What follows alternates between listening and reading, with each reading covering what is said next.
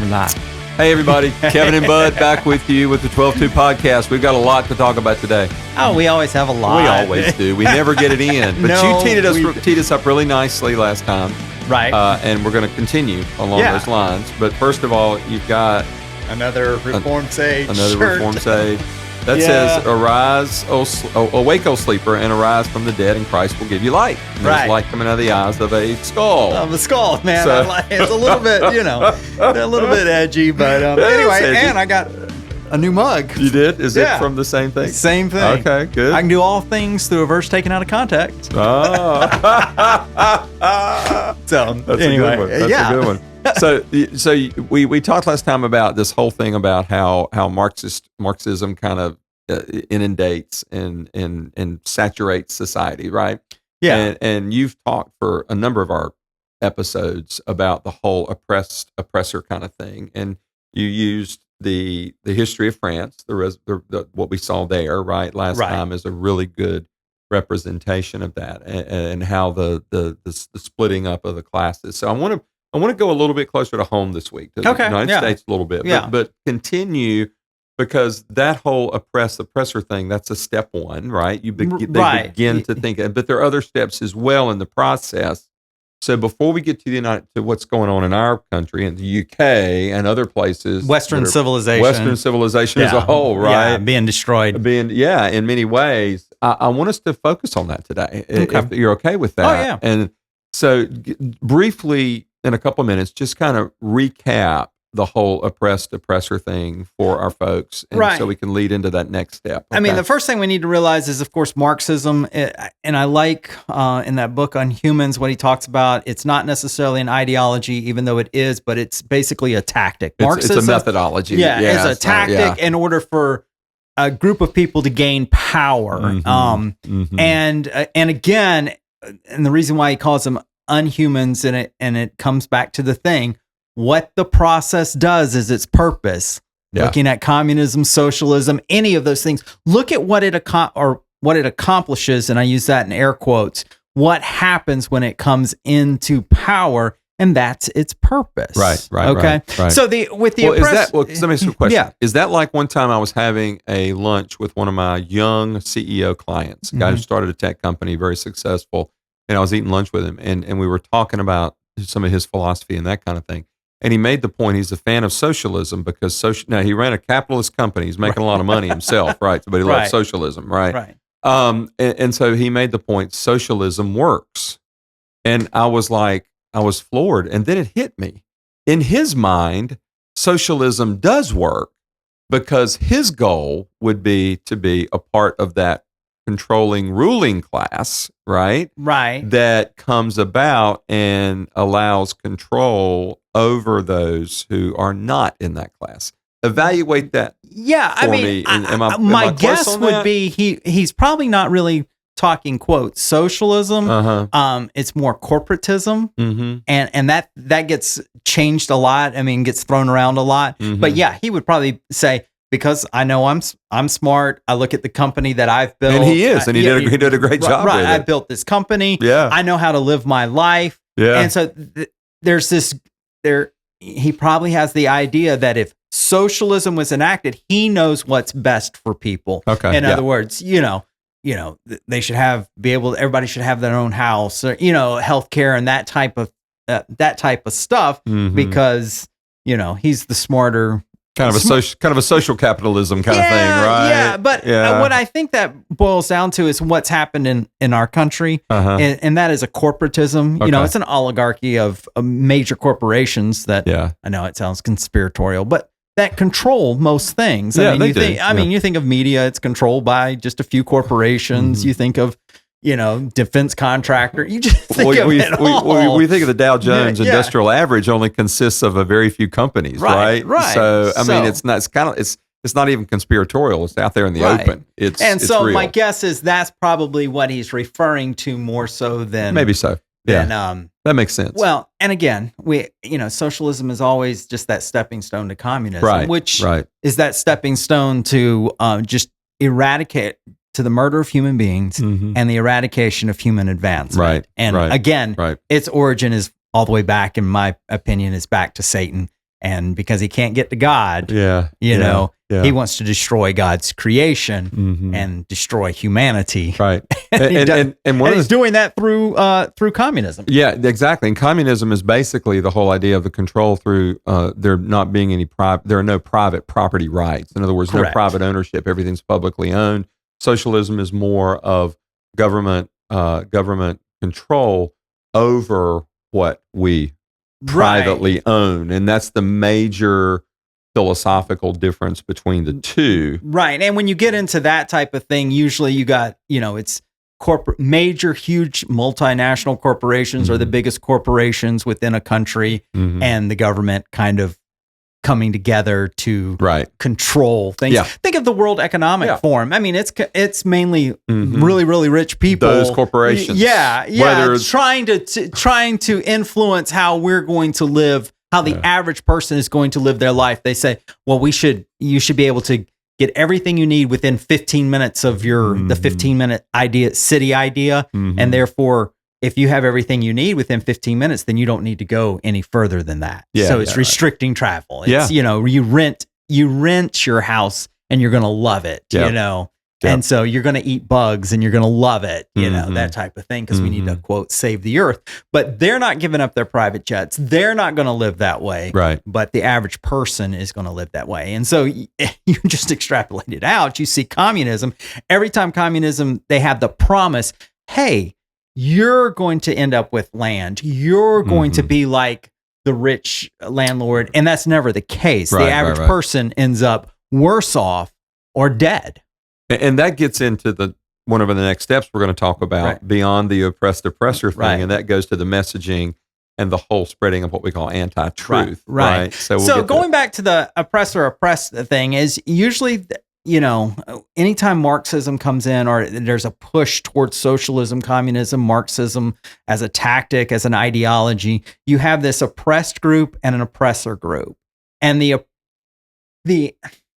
oppressed group is typically some aggrieved party, whether, it doesn't matter if it's real or imagined. And like in France, because we used that last week, France, you did have a peasant class, and they were, being taxed too much. They couldn't feed their family. There was true aggrievement there. Now, the answer to that was not what the Jacobins of the French Revolution offered, which was, we'll just replace we'll replace the king and the church with what we think is right. That's not the answer. The answer was not what Lenin offered. Hey, we'll get rid of the czar because you serfs are having a rough time, and we'll put the communists in charge. Put me in charge, and all your problems will go away. Right. What ended up there was, and there's a story, they went into a factory, and the manager of the factory, the foreman of the factory,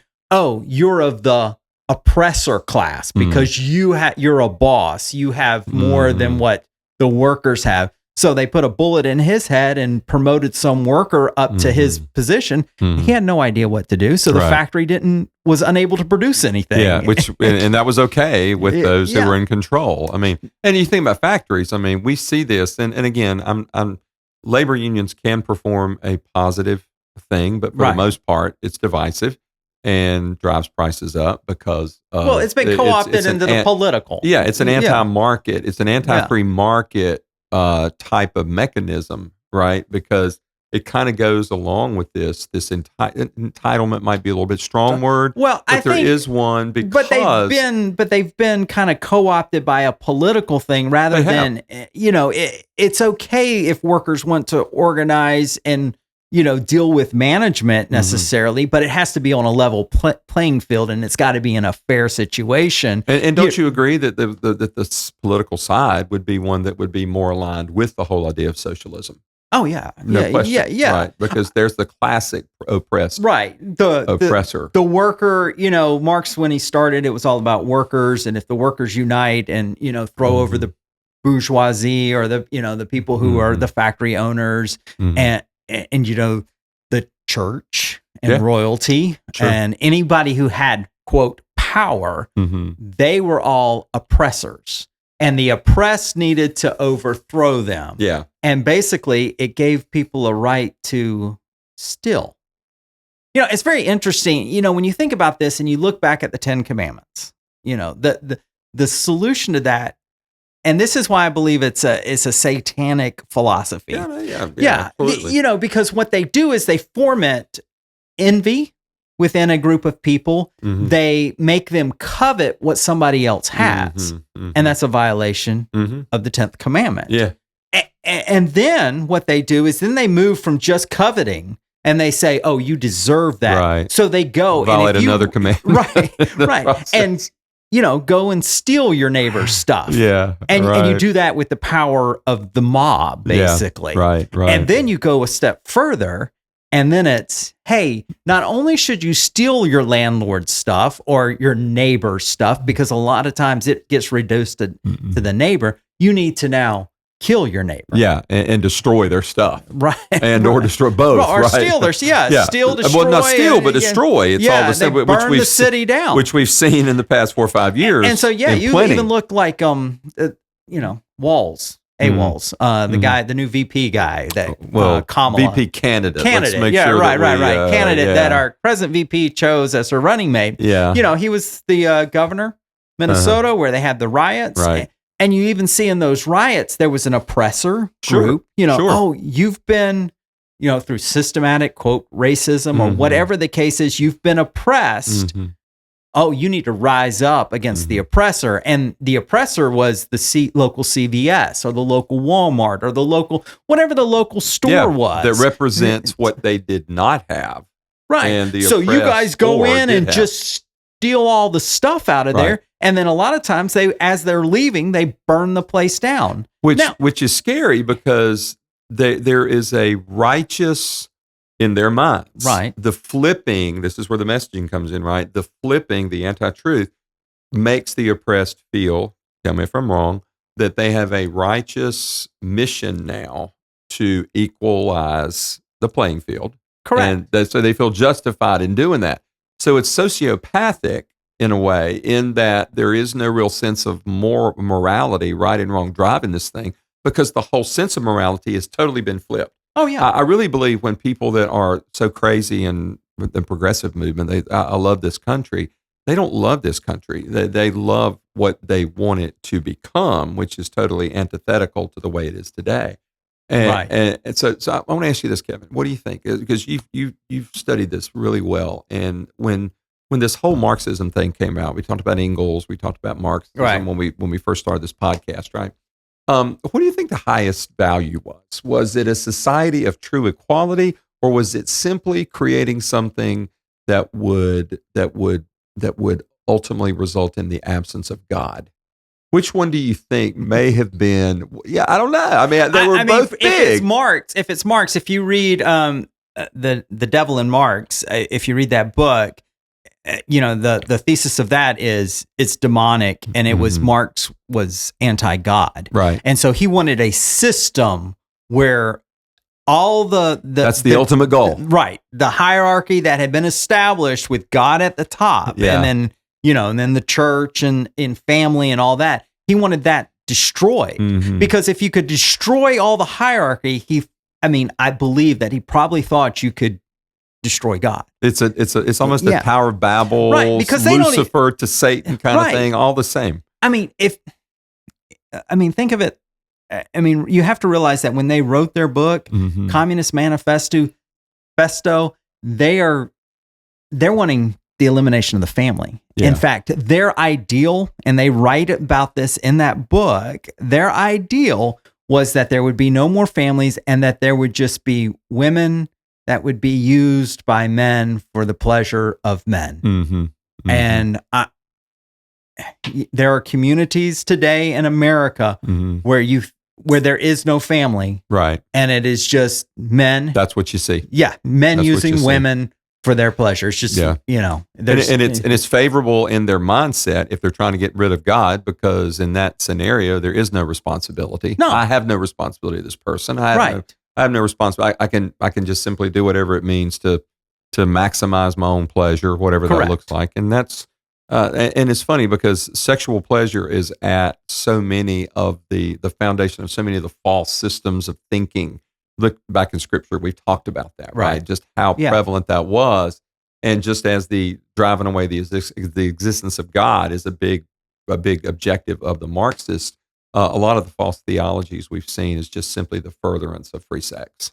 Oh yeah. I should be able to have sex with whoever I want to, whenever I want to, however I want to, and the further we've walked down that road, which I find very interesting, the further we've gone down that road as a culture, there's a whole group of guys and girls out there who are starving for intimate human relationships. You know, we've now got people called incels and people who are stuck in, in fake worlds in their basement, in their mom's basement, and have never had a date, which is ironic that the world, this system, this culture has promised free sex. And the result for a lot of people is no love, no sex, no human relationships. Right.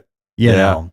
Yeah. So, which I find interesting. So it's always this false promise that they're always giving. And I think the ultimate thing is they are trying to live a life outside of a God. Yeah. And that drives the God. And that drives resentment there in their own minds against people like us of the Judeo-Christian, faith, who have standards that are like, can't believe anybody's living that way, right?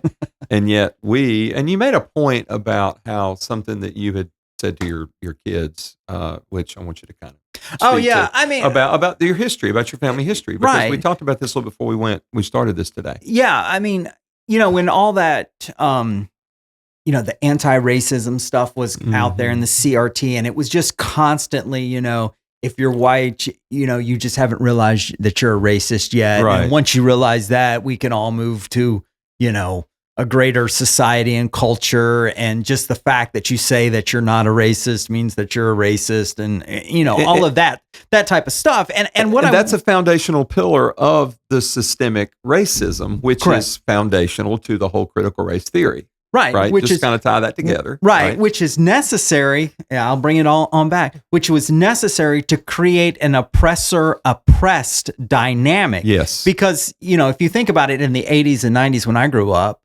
the last thing that was ever on my mind was racism. I mean, my favorite show was The Cosby Show. Yeah. My favorite singer was Michael Jackson. Some of the highest paid actors, sports people, or black people who had come to the culmination of what America had. And then and then Obama's voted into office. And then as soon as he's voted into office, we see this all of a sudden increase. Well, the country's a racist country. The country, hates minorities,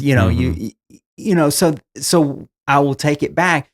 The problem with America and the inability to get Marxism moving or get socialism moving is the fact that there was a lack of oppressor-oppressed. Most people were pretty content with their life. But that's the way America was founded, right? Correct. Our founders put in systems and philosophies and ideas. Right. If you worked hard, you could be successful. I mean, let's be honest. I mean, if you grew up in the 50s, the 60s, the 70s, if you graduated from high school, if you got married and stayed married, most likely you were going to retire, have a decent retirement. Yeah. You were going to live the American dream. Yeah. And so how do you have resentment? How do you create an oppressor-oppressed class out of that? So what they have done is they have all of a sudden said, well, if you're not, well, it came to intersectionality with the whole critical race theory, and the fact that, just because you're white means that you have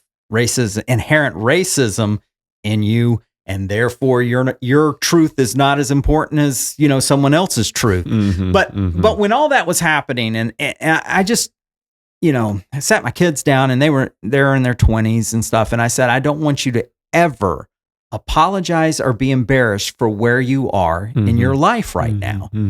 The fact that you've been able to go to school, go to college if you wanted to, that you're successful in what you've done, because that comes back to your grandparents. I said, your grandparents, they got married and they stayed married for their entire lives. Yeah. Even though there were times that they were tough. And that enabled their children, which is your parents, to be able to have a leg up, if you want to say, an advantage, the opportunity to pursue a career that they wanted to go to college.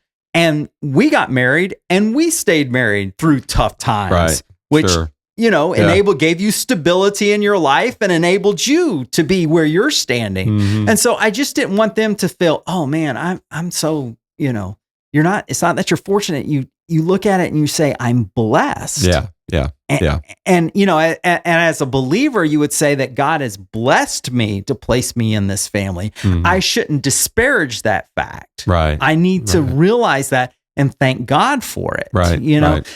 And it was kind of like, America, the ideal of equality is the fact that everybody is dealt a hand of cards. Okay. Sure, it's just, it's, and it fair, unfair, like my dad always said. Fair, unfair. Yes. Both are true in situations. Yeah. Sure. I mean, my dad always said, life isn't fair. The fair comes in October, if you want to go to it. But, the idea of America was no matter what hand you were dealt, as far as your life was concerned, you would get the opportunity to play it. You would get the opportunity to live to play that hand. Yeah. And so, it to me, it goes back to God just allowing humanity to play out the sinful nature that we chose when Adam and Eve sinned. Yeah. It's that. I mean, it's a, and it takes in America to redeem the world for a period of time. Okay. Hopefully that period of time is not over. It's in peril. Right. I would say. Definitely say. Yeah. Totally in peril right now. And one of the things you mentioned was just the whole thing about the whole guilt thing, and that being problematic. We had the same situation. Right. Parents staying together, grandparents staying together, all that. Right. And it comes down to again with the Marxist idea of obliterating God from the societal, content. Right. You can't have a country whose foundation, if you're going to do that, you can't have the main country in the world, right? Be foundationally tied to biblical principles, right? And that's this whole thing about America, changing America, right? And they're becoming a new mainstream, a new norm. The assumption that this progressive way is the way we should go. And that's why you hear progressives say things like, this works. It works if you're trying to destroy, and that's the objective, right? If you're trying to destroy the foundational principles upon which we're founded, right? And so, when they say that, it works. Well, we're looking at thinking, that doesn't work. Well, yes, it does if you understand what their objective is. Exactly, yeah. And this is why we are really harping on this stuff, because our goal is for those of you who listen, watch, etc. We want you to see this stuff. And not just for us to point to these examples and say, hey, look at this, look at that. We want you to be pointing at those examples with your family, with your friends, and saying, hey, look at this. This is what's going on. This is why this is going on. This is the end game. Yeah, right? Exactly. I mean, you think about it like, and I'll go back to my playing cards, like if you were playing poker, you get to, with the American dream, it was the fact that you will get to play your hand, whether it's fair or unfair. And I'll just segue real quick over or run over to it. It's like, unfortunately, the whole boxer situation, in the Olympics where the two guys got to, right. Because they were born and there may have been a deformity or something like that. And so, and I just had this conversation with somebody and they said, well, it's not fair. Yeah. And I'm sorry, but how subjective a term is fair these days. Yeah. Yeah, exactly. It's not fair that, he may have been raised as a woman. Shouldn't he be able to continue, boxing that way, But he was genetically tested and he has more strength, more testosterone. And we've all of a sudden lost the ability to go, you know what? I'm sorry that that's happened. Yeah. I'm sorry that maybe there's a deformity there or something, but but you can't go beat up women. Yeah, right. Yeah, exactly. I find it very interesting that we have lost this idea that women should be protected, and sometimes that means it's unfair for guys. You think about the Titanic when it sank. What did we do? The men were stronger. Right. The men could have pushed all the ladies and the children out of the way and gotten on the lifeboats and been rescued. They didn't do that. They didn't do that. Yeah. Was that fair? Yeah. Got it. Understand, man. Great point. So I'm just saying, we got to be careful when we're, it's not fair. Well, let me give you another example. Okay. It drives me. It's where many on the progressive sides, and there is a lot of collusion among corporations. There are some that are ethical, some not so much. But let's think about this for a minute. So the progressive would want you to think that progressivism is all about helping those who are less fortunate, right? And that's just good. That's one of the biblical principles that Jesus taught us and all that good stuff. Right. That is an individual responsibility. Individual responsibility, right. And so one of the ways that government is able to get people dependent on it is to provide their needs, right? When they are in the peasant class or when they're in time of distress. In the lower class, poor, whatever the case is. Yeah. And so one of the things that we tend to forget is the demonization of corporations that we see often with progressives in order to get votes. We're for you. We're gonna demonize the corporations because they're so horrible, because they're taking advantage of you and da da da. Right. The corporations are the one. And you're a small business owner. I am too, right? But all the corporations, the small businesses, et cetera, we are the ones who provide jobs for people that prevent the very poverty, those very poverty type situations, right? That prevent it. And so what we've done is we said, well, let's demonize those institutions that will prevent the poverty, right? Correct. In order to generate more poverty so that we can create a greater level of dependency on the governmental institution. Right. And create an oppressor class. Exactly. Or an oppressed class and an oppressor. And what we do is we have, we go, the reason why you're where you're at, it's not the decisions that you've made. Maybe, you have a couple baby mamas and you've, smoked dope all day and in your parents' basement. In your basement playing video games all day, and you can't figure out why you're not driving, the Corvette that the guy down the street who owns a company is driving, who works 60 hours a week, and somebody comes along and says, if you overthrow him, you'll be the one with the Corvette. Yeah, right. That's the message, right? That's the message, and we say it's not any of your decisions. It's not, because, and again, our esteemed vice president has said she's about equity. Yeah. And not equality. Equality says everybody gets to play the hand that they've been dealt. It's the opportunity. Right. It's the equality of the opportunity. Equity says no matter what you do or don't do, no matter what decisions you make or don't make, everybody gets to get to the finish line at the same time. So it's the difference between opportunity and the outcome. Correct. With equity, outcome has to be the same. That defines the outcome. Equity is the outcome. Equality has to do with the opportunity. It's the emphasis. And I will say that with equality, if you're saying, hey, everybody should have the opportunity to life, liberty, and the pursuit of happiness. Right. Those foundational things that we said came from our Creator, which were the foundational values that created the country in which we live. That takes a lot less people in charge. Right. Yeah. Because all you're saying is, hey, everybody gets the opportunity to run the race, right? But if you're saying equity is the end result, that takes a police state. Yeah. Because all of a sudden you got to make sure that the person's working the hardest, that they don't somehow get an advantage over somebody else. Or the person not working not get the advantage. Or that they don't rebel because in the process, because they realize that they have become a part of that equity population. Right. Right. Oh, yeah. So, man, that is pretty wild and crazy. And you know what? Gosh, we're at the very end. Yeah, so we gotta go real soon. Yeah. So anyway, like us, thumbs up. Hey, and if you don't like us, hit the thumbs down twice. Yeah. Twice. Anyway, yeah. Anyway, share us, Take and care. We'll catch you later. God Bye. bless.